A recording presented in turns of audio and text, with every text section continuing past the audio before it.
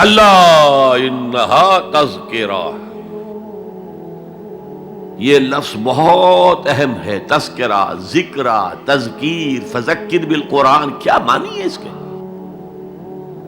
یاد دہانی صحیح ترین ترجمہ ہے، یاد دہانی۔ ایک ہے کسی کو کچھ سکھانا، نئی بات سکھانا، ایک ہے یاد دہانی، اسے ایک چیز معلوم تھی کوئی بھول گیا، یاد کرانا۔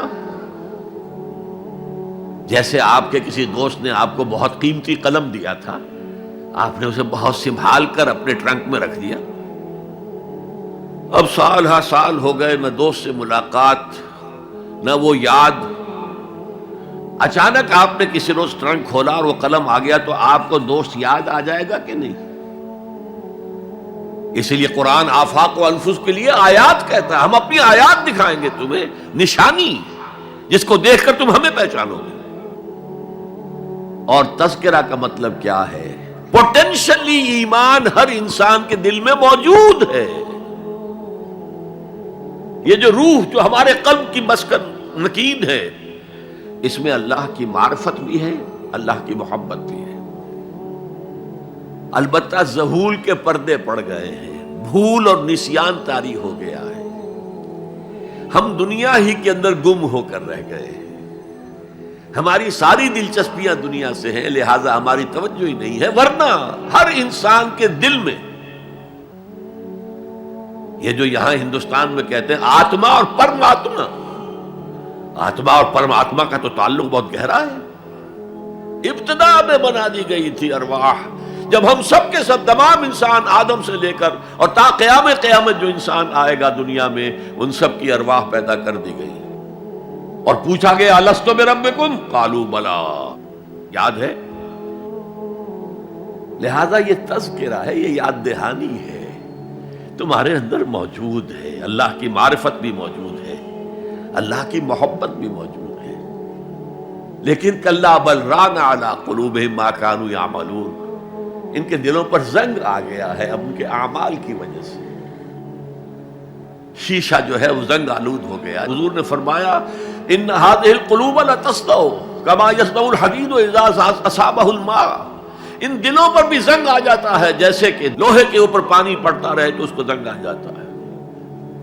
پوچھا گیا فما جلاؤها یا رسول اللہ، اے اللہ کے رسول ہماری تلواروں کو زنگ لگتا، ہم پالش کرتے ہیں، سیکل کرتے ہیں، وہ پھر چمک اٹھتی ہیں، تو دل پر اگر زنگ آ جائے تو اس کا علاج کیا ہے؟ دو چیزیں فرمائی، کثرت و ذکر الموت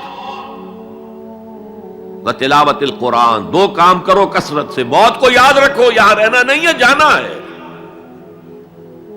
یہ ہمارا گھر نہیں ہے، یہ ہماری منزل نہیں ہے، ہمارا اصل گھر جو حضور نے فرمایا انما الدنیا خلقت لکم وانتم خلقتم للآخرہ، یہ دنیا تمہارے لیے بنائی گئی، تم آخرت کے لیے بنائے گئے ہو۔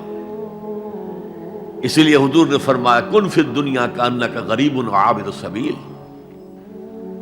دنیا میں ایسے رہو جیسے راہ چلتے مسافر ہو یا اجنبی ہو۔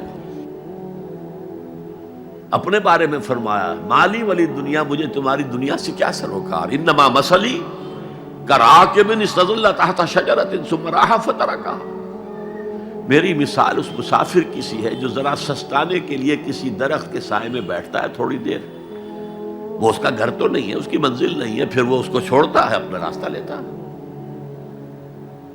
یہ اگر ہمارا تصور قائم ہو جائے، کلا انہا تذکرہ، اب اس کے بعد جو الفاظ آئے فی صحف مکرمۃ مرفوعۃ مطہرۃ بایدی سفرۃ کرام بررہ،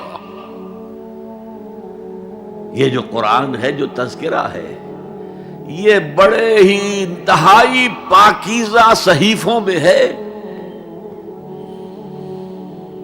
فی صحف مکرمۃ، بڑے باعزت، مرفوعۃ مطہرۃ، مرفوع بلند اور انتہائی پاک،